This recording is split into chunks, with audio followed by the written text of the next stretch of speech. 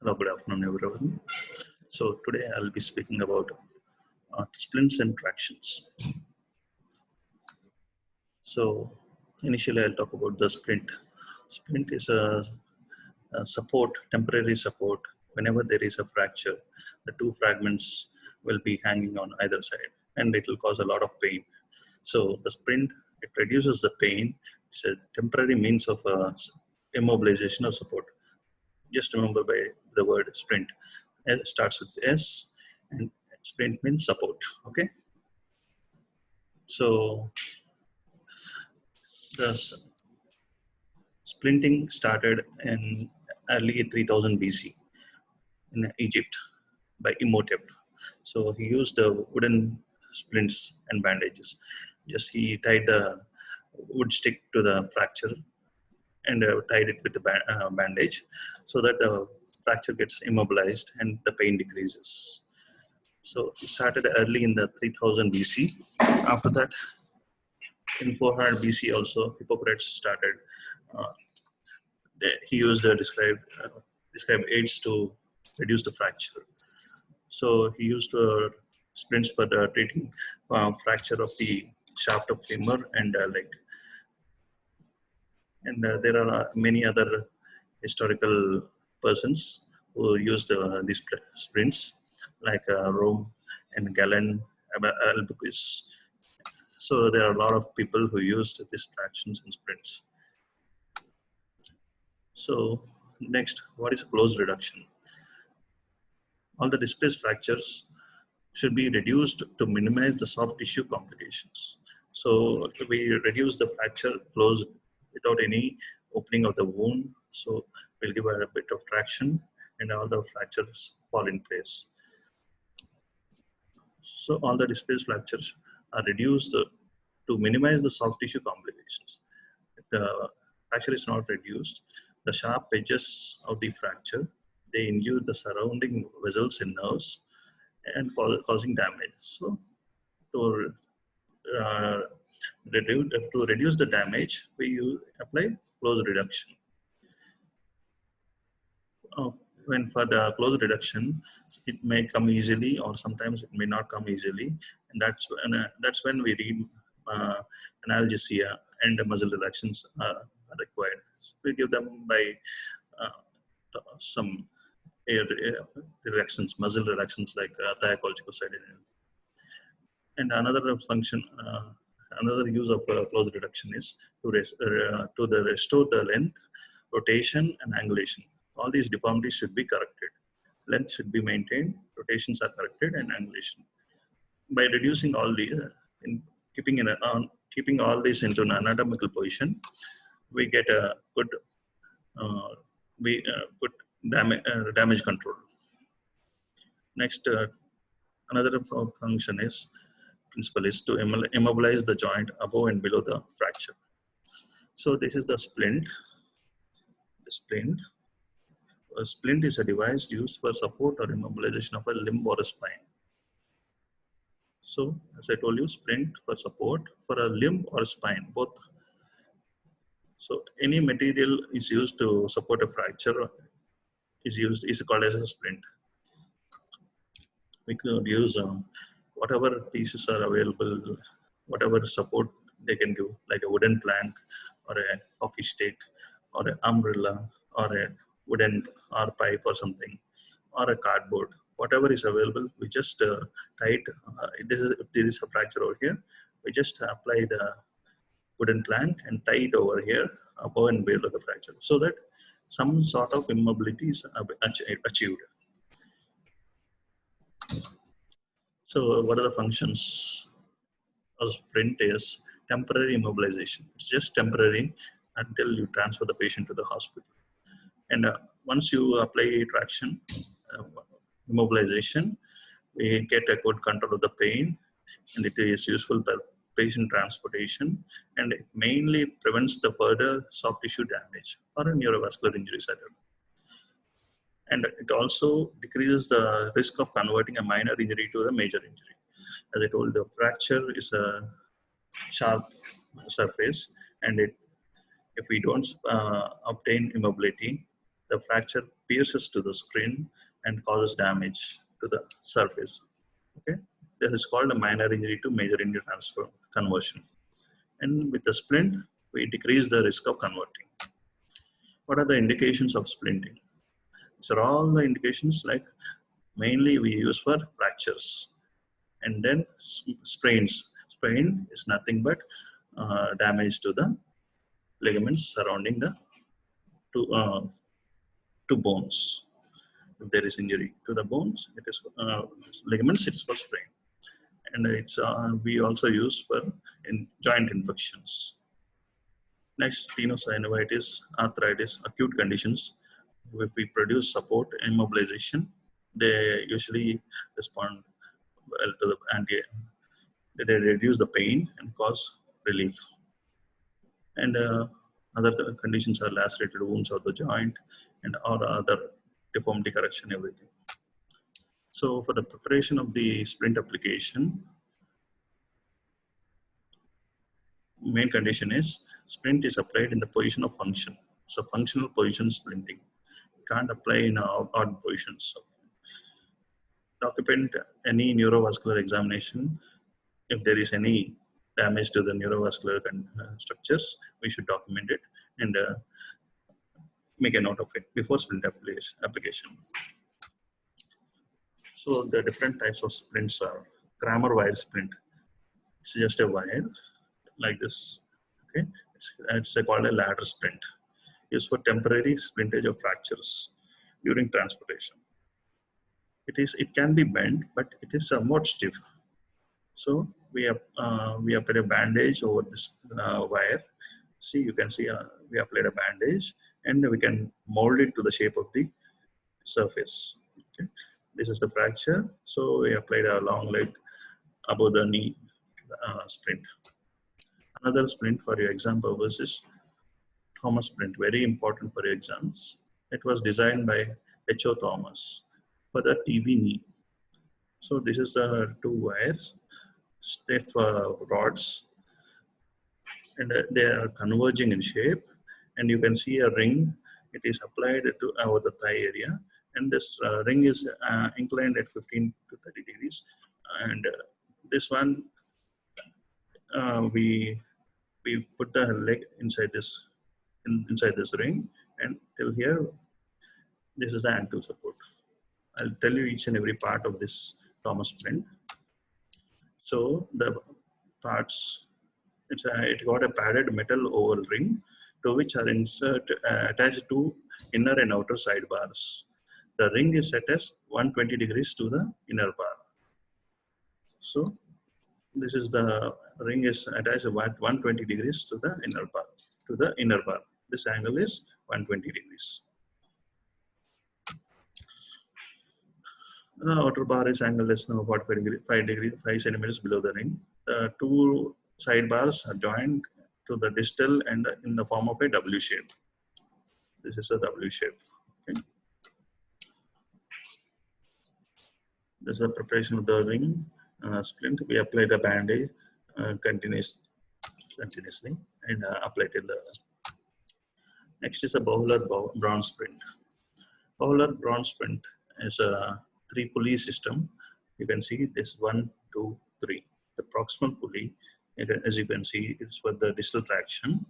So it is used to prevent foot drop. So we apply the traction to the distal part of the leg. Next, there's a second pulley is traction in the line of the femur. So this one gives traction in the line of, this is the line of femur, and it will give traction. Third pulley is traction in the line of the leg. This one in the line of the leg. So first one, to prevent foot drop. Foot drop means foot, if it comes down, plantar flexion, we give traction in the line of the foot. So this pulley prevents foot drop. This pulley gives traction in the line of femur, and this pulley gives traction in line of tibia. So wherever the fracture is there, we apply that pulley mainly. Okay. So if there is a femur over there, Bowler prawn splint can be used for three type of fractures. For the fracture femur, this pulley is applied. Okay. For the fracture of the tibia, this pulley is useful. And for the metatarsal fractures or some, we can use the foot pulley. It is called Bowler prawn splint. So we use some materials for the splinting. Most common in orthopedics, we use the plaster of Paris. It's a plaster of Paris. It's made of calcium hydroxide, and this one, fiberglass, is another type of plaster. It is of material is like a plastic, and it is very lightweight and water resistant, and more it is very strong. Next is prefabricated splints. These are ready-made splints available in the market. So we just put the splint and put the straps, these adhesive self-sticking straps. We apply them. So they are also very same like a fiberglass splints. They are very strong and lightweight and very skin friendly. Next is uncommon splints like air splints. These are quite fancy type, not useful much. These are air splints. And next is a vacuum splint. This is also not much common. It's much of fancy. Next, pre-operative and post-operative, post-application of splint checks. We should always see about the facts, FACTs, function, arterial pulses, capillary refill time, temperature, and skin of the part which is splinted. Next is a figure of 8 splint. It is useful for the fractures of the clavicle. Mostly we use for clavicle fractures. It is also prefabricated and simple to apply. It's a type of belt. We just apply the belt clavicle brace over the clavicle, and it will come over the front and floors. Actually, we apply to the, it's a belt shape. We tie it over here like this. 2 belts are applied.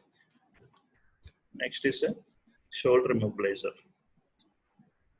It is useful in clavicle fractures and scapular fractures. There is a belt applied around the abdomen, and another belt to the proximal humerus, distal humerus, and then the hand support is given. Usually another belt will come over here. So this is called a shoulder immobilizer, and it's useful for clavicle fractures and scapular fractures. Next is a airplane splint. It is called an abduction splint also. It is useful for brachial plexus injuries. Brachial plexus injuries, they need support. So like this is the splint which is applied on the surface of the hand and thoracic region. And all these supports are, belts are to give support to the brace, all these strappings.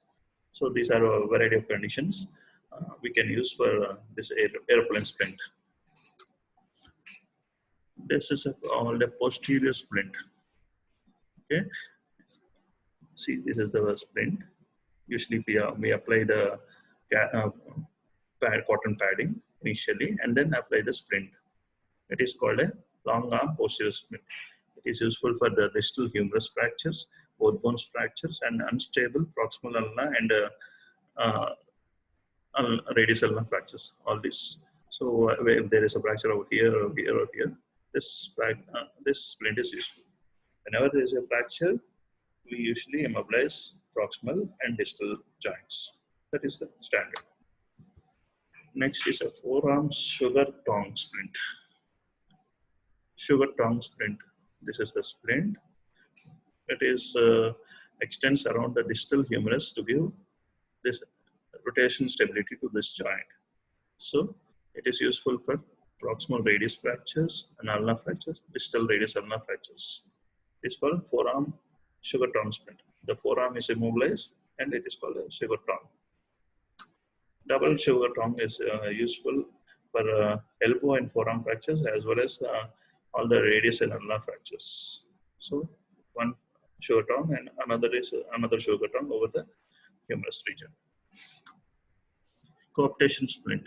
This is another type of splint for humerus fractures. It is a U slab applied. Initially, we apply this cotton padding and then apply the splint over in the shape of a U. So, like this, we apply the splint. It is splint is, as I told you, plaster of Paris or fiberglass material. Next is a Cocox splint. Very important question in Viva. So it is called a Cocox splint or forearm volar splint. It is useful for soft tissue injuries like a sprain, carpal tunnel, night splints, and etc. Soft tissue injuries and fractures, wrist fractures, and for all the wrist fractures, second to fifth metatarsal fractures, we apply a Cocox splint. Next is the gutter splints. If we apply over the radius, it is called a radial gutter, and if it is applied over the ulnar aspect, it is ulnar gutter. This is a radial gutter, and this is a ulnar gutter.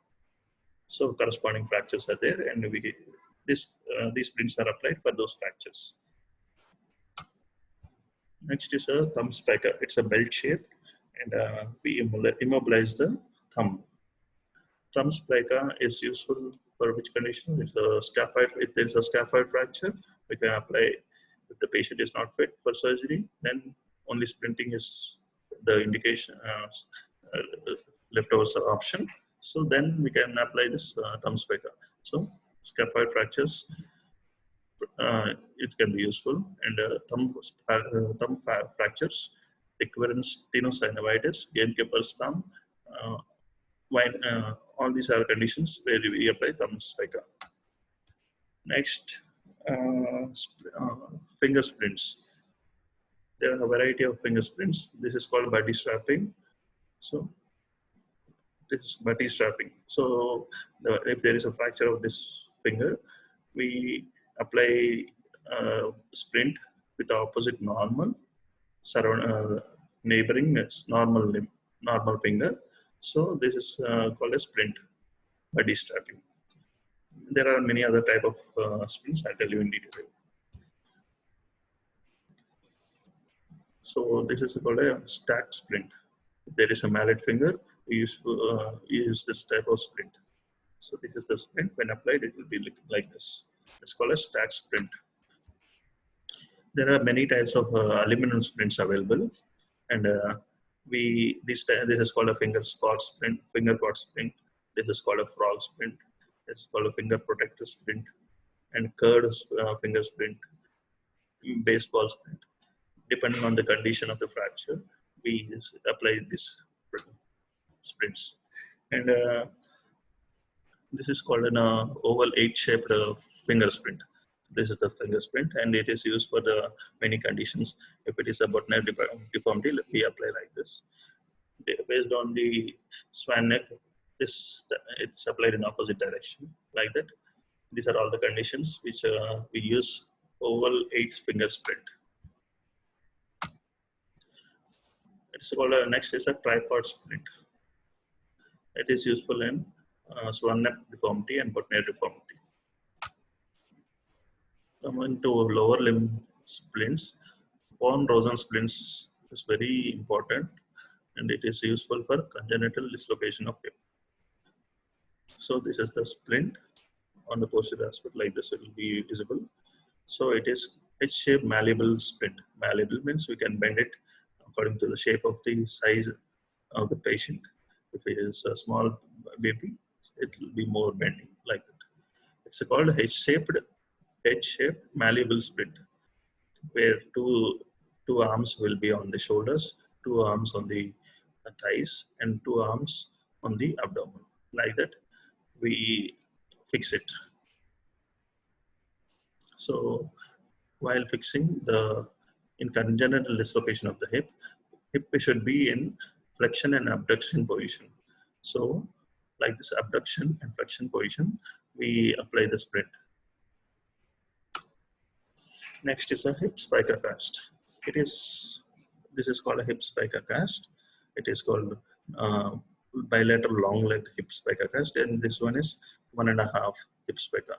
So if there is a fracture over here, femur, we apply plaster of Paris casing from the abdomen to the leg.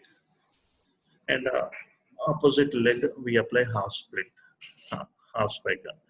What is called a spica? Spica is if we apply casing around the abdomen, it is called spica.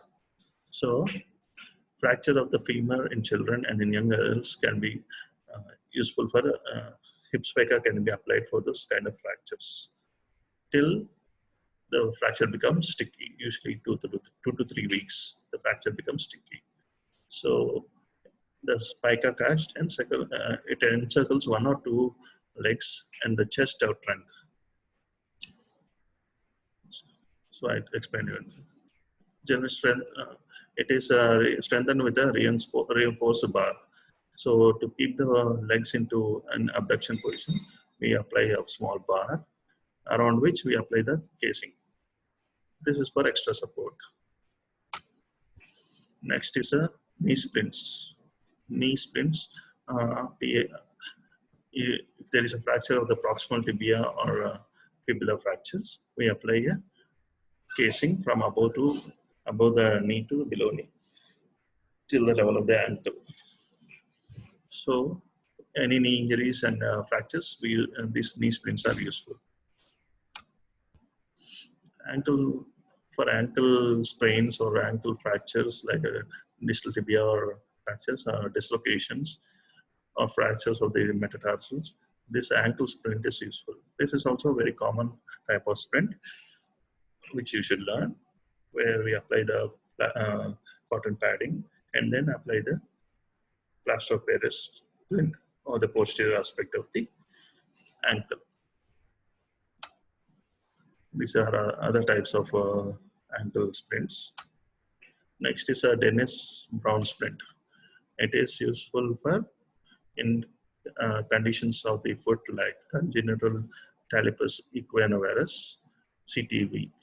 It is where there's a deformity of the foot, birth deformity, and they will usually correct it with the splints and casts. Okay. Next is body strapping. As I told you in upper limb, in lower limb also we'll apply body strapping.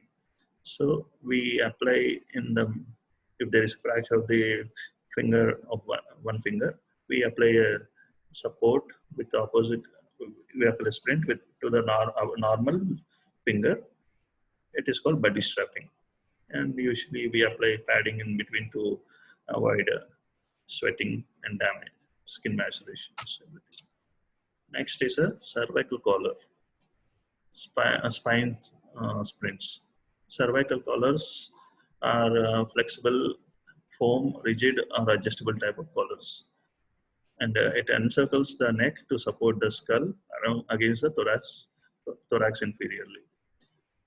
The main function of the collar is to keep the motion control and keeping warm at the cervical. So these are the different types of cervical collars. Initially we have a soft cervical collar. The material is soft and it is called a Thomas collar. This is a hard collar, semi-rigid Philadelphia collar. This collar is useful for injuries.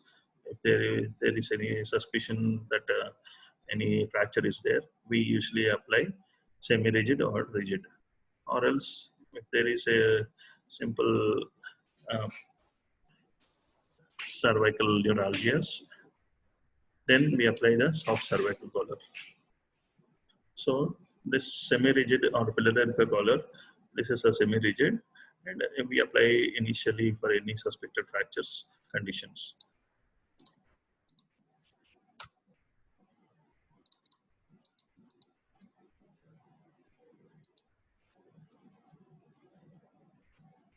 So this hole, it provides access to the trachea for any emergency tracheostomy. Next is a sternal occipital mandibular immobilizer. So that is called a sternal occipital, mandibular immobilizer. So it is useful for cervical spine injury, and it got a very rigid frame, usually commonly used in stable fractures and moderate to severe soft tissue damage. It provides good immobilization, so it limits flexion extension. Effective in controlling forward flexion between C1 to C4 cervical spine, especially the C1, C2 joint. Next is a 4-post collar. You can see there are 4 posts. We apply this on anterior surface and this one on the posterior aspect. And with the help of 4 posts, it will provide a good support to the head. So this one also useful in cervical spine injuries. It is more stable than the cervical collar. Next is a Milwaukee brace. It is useful in scoliosis and TB spine or ankylosing spondylitis. So this is called a Milwaukee brace, where the child is given, if there is a TB spine, it will be unstable and it will cause a lot of pain. So this brace is applied so that support is provided to the upper part and lower part of this spine. It is called a Milwaukee brace, named after the city of Milwaukee, where it was designed. It fits snugly over the pelvis below, chin and pads, heel pads promote active postural correction, and thoracic pads presses on the hips at the apex of the curves. Next is a Boston brace. It is also useful for scoliosis, and it is also prefabricated. We cannot adjust. It is prefabricated, so just we should apply it. Next is a Lion's brace, which is not useful for you. Taylor's brace is very useful, routinely used.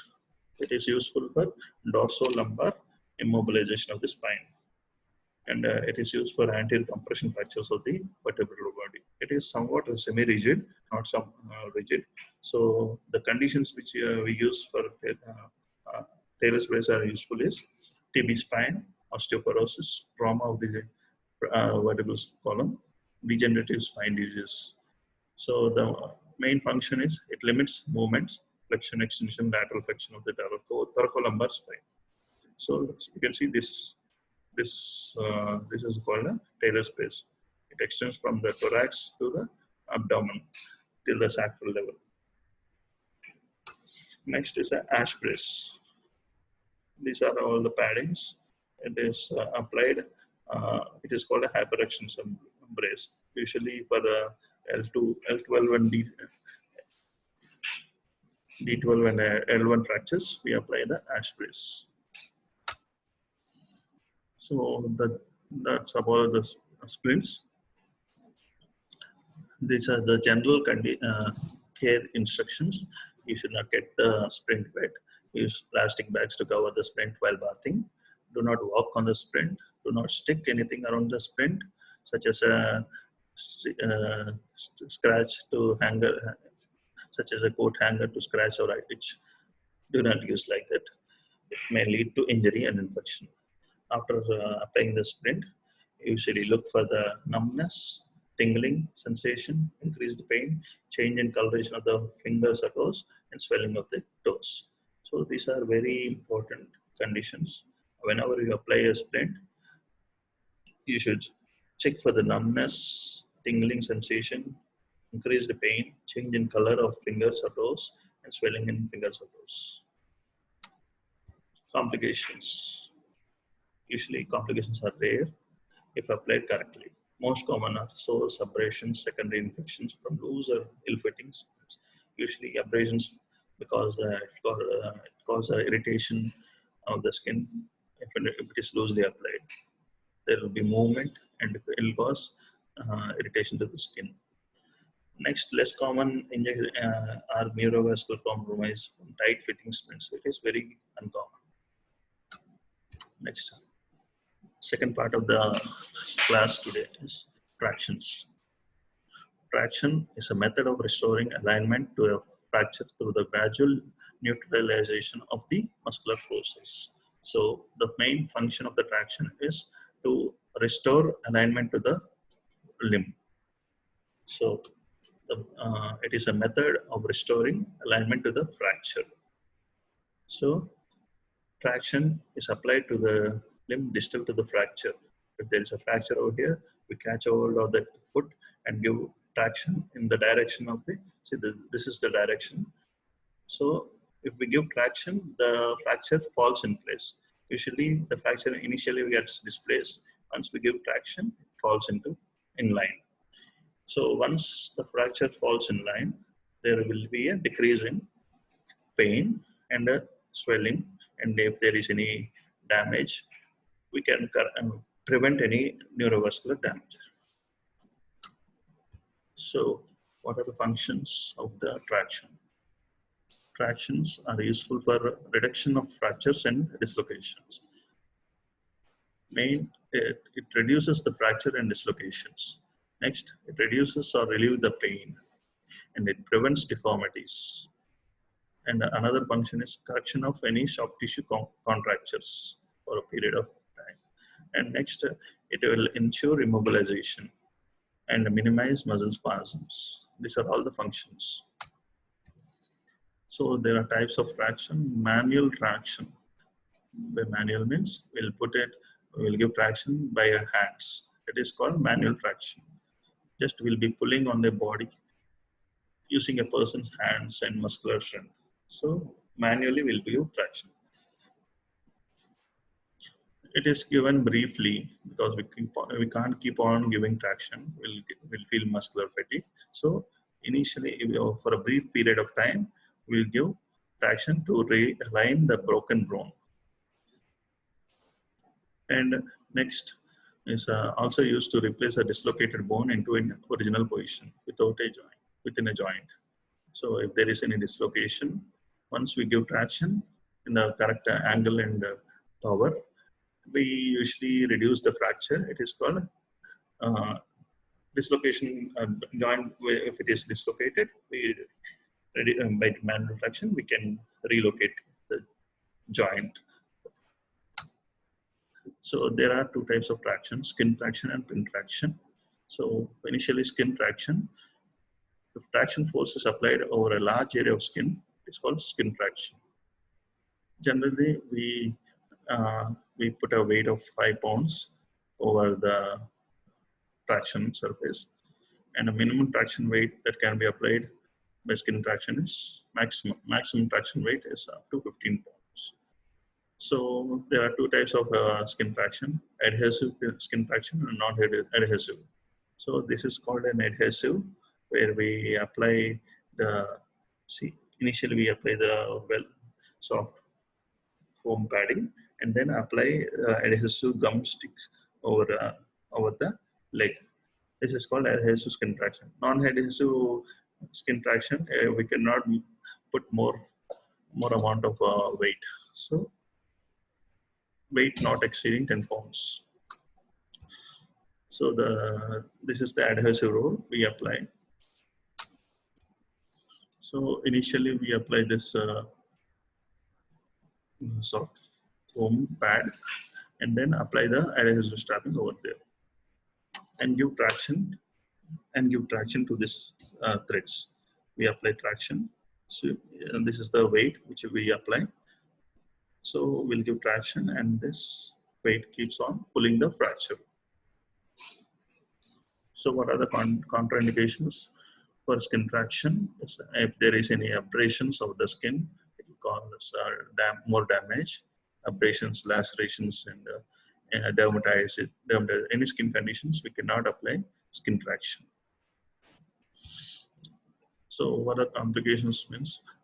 Allergic reactions to the adhesives, but the one main complication. Where another complication is excoriation of the skin. Next, pressure sores will come. Common periodic nerve palsy, a bit rare, but it can occur. Next is a skeletal traction.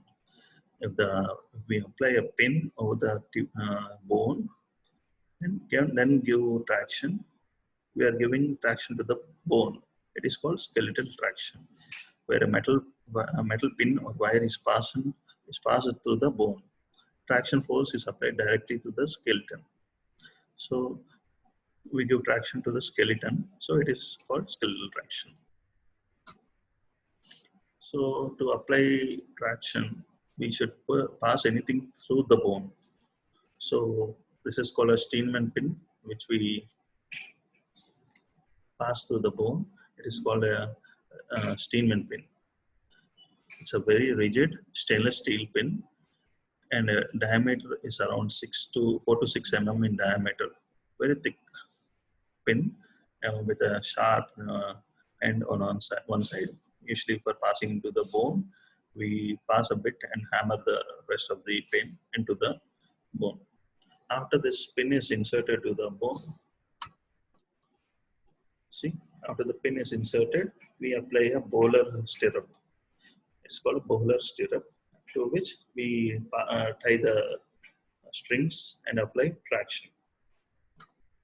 So after the pin is applied, we insert the bowler stirrup, which allows the direction of the traction to be varied without turning the pin into the bone. Next is a Durham pin. Durham pin is somewhat similar, but only difference is you can see there's a rigid surface, short raised threaded portion. It is a threaded portion. So threads, they produce good support, and they are useful for cancellous bones such as calcaneum or osteoporotic bones. So it is called a Durham pin. Next is a K-wires. These are small K-wires pins. Usually they are straight. After application of the pin, we bend it in this shape. So these are called K-wires. Very small in diameter, insufficiently rigid because it's a very small, very thin. It is not that rigid, but only advantages for the fingers and anything for small fractures. We can put this type of K-wires. Usually it may be definite mode of treatment also. So this is a bowler syrup. Next is a olectron traction. It is called olectron traction. See, this is the olectron. If we apply traction by passing a K-wire or something over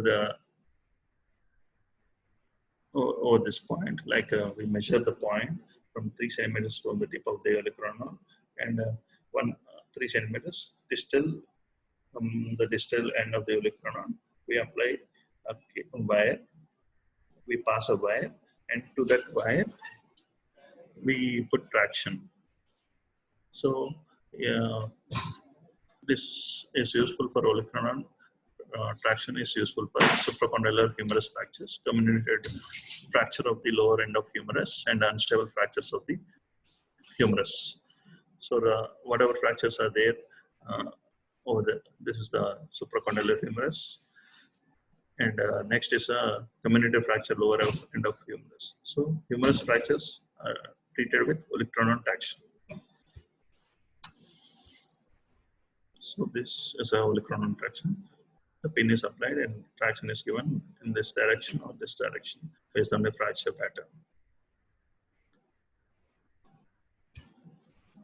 For metacarpal fractures also, we apply pins over the metacarpals and give traction. It is useful for fractures of the forearm fractures, comminuted fractures of the both bones of forearm. We give traction, but metacarpal traction.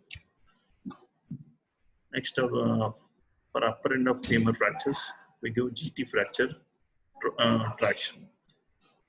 GT, where the pin is applied to the greater trochanter and traction is applied away from the joint, so that if there is any central dislocation of the hip, where the hip joint, the head of the femur goes into the hip joint, into the acetabulum, we give traction to pull the head of the femur outside in the central dislocations of the hip. So this is the femur. We give we insert the pin in the direction of the into the center head of the femur. These are all the instruments useful, and it's not useful for you. Next, lower end of femur fractures. If there is a fracture over here, we apply pin over the lower end of femur and attach the bowler stirrup and give traction. So lower end of femur, we apply the pin, so it is called femur tractions. It is useful for acetabulum and proximal femur fractures. And also, if there is any knee acetabulum fractures, it is useful. If there is any knee ligament injuries, we cannot use the distal femur fractures. Instead, we apply a traction to the proximal tibia. So, previous one is lower end of femur fractures, pin traction, and this one is upper end of tibia, pin traction. So we apply 2 centimeters. The pin insertion point is 2 centimeters behind the crest, just below the level of the tubercle of the tibia. Pin is driven from lateral to medial side to avoid peroneal nerve injury. So this is the lateral to medial side. We pass the pin like this. So the common peroneal nerve which runs over here is prevented from damage. Next is a lower end of tibia traction. Lower end of tibia, 5 centimeters above the ankle joint, midway from the anterior and posterior aspects of the tibia. The pin is passed over here. Next, calcaneum fracture, calcaneum traction. The pin is passed 2 centimeters below and lateral behind the lateral malleus. Lateral malleus is palpated and 2 centimeters below and posteriorly. The pin is passed. So it is pin is passed and traction is given. So these are all the types of tractions. Next is complications of skeletal traction. If skeletal traction, we usually insert the pin. So if there is any introduction of the pin, usually we suspect infection to come. So introduction of infection is the most common complication. And if there is incorrect placement of the pin, it can cut out of the bone, causing pain and failure. And control of the rotation component is difficult.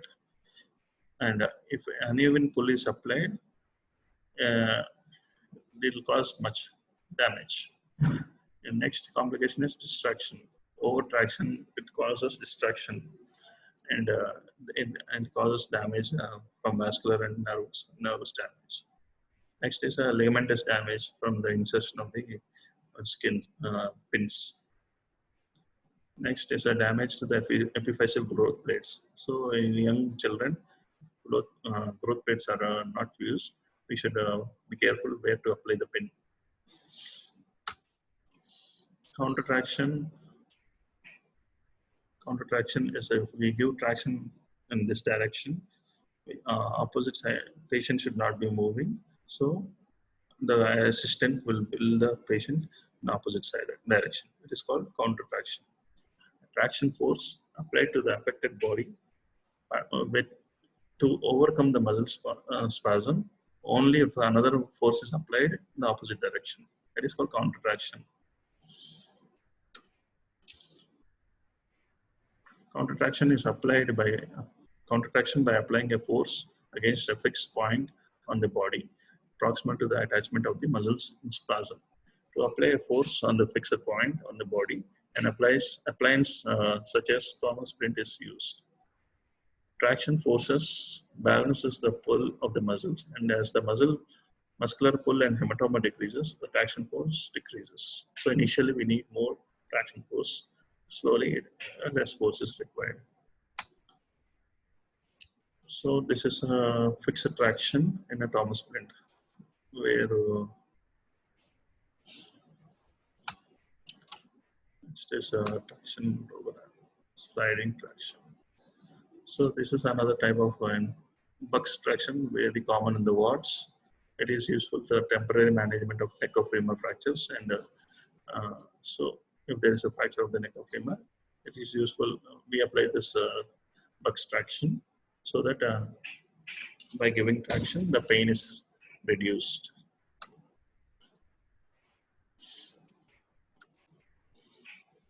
These are other types of hammer cell Russell traction for the shaft of femur fracture. This is a fracture, and we apply Bowler syrup, Bowler brown syrup, and like that. Depending on the fracture, we give traction in this direction. So reduce them. And,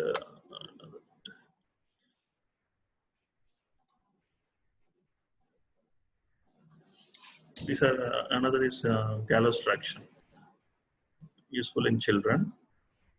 If there is a fracture of the supracon femur, we apply. A patient is lie down, and there is a fracture of the femur.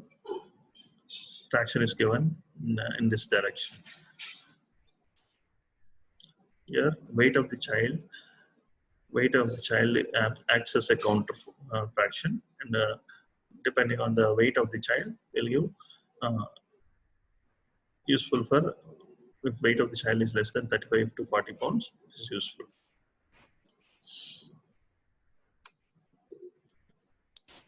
Next is a Bowler Brown frame. Initially, I told you, used in the fracture management of tibia and femur fractures. Skin traction can be used, but skeletal traction is preferred. Disadvantages: we cannot move the patient, and nursing care is difficult.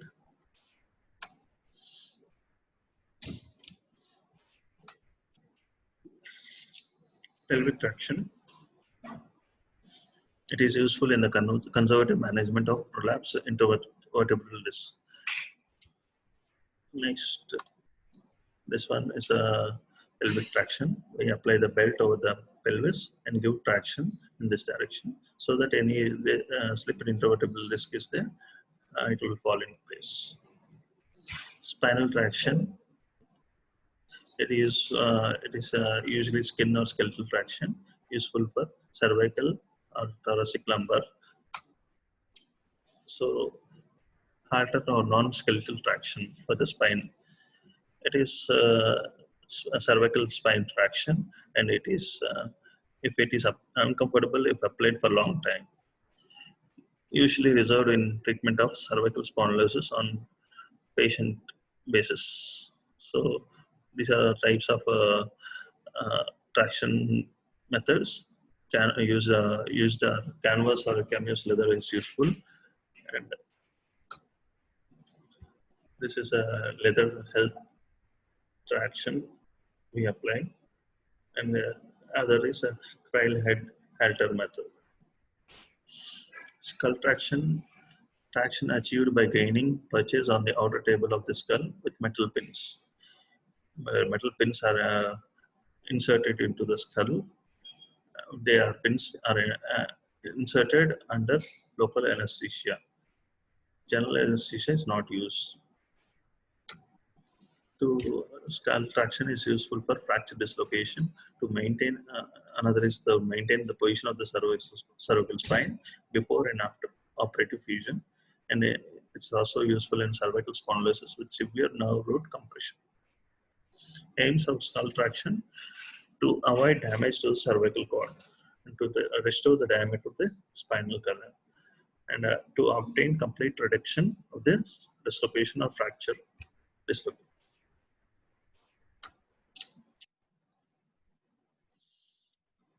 For the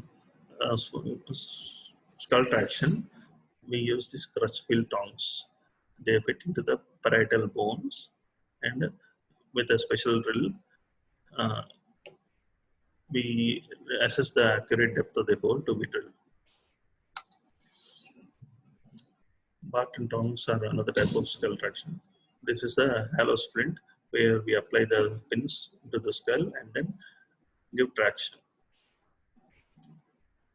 Complications of skull traction: it may pull out, and or else it may penetrate the inner table. Fatal complications are osteomyelitis of the skin of the skull, extradural hematoma or extradural abscess, subdural abscess or cerebral abscess. Another is hollow body arthrosis. Arthrosis, hollow splint suspended from the jointed adjustable overhead frame incorporated in a POP jacket. This is a POP jacket, and we apply the hollow traction, hollow splint suspended over the frame. This is called a hollow vest. Polyethylene vest is used over there. The hollow ring is suspended. It's called hollow vest. Hollow pelvic traction. This is called a hollow pelvic traction. The pelvis and the hollow ring. It's called hollow pelvic traction. So this is about the splints and tractions.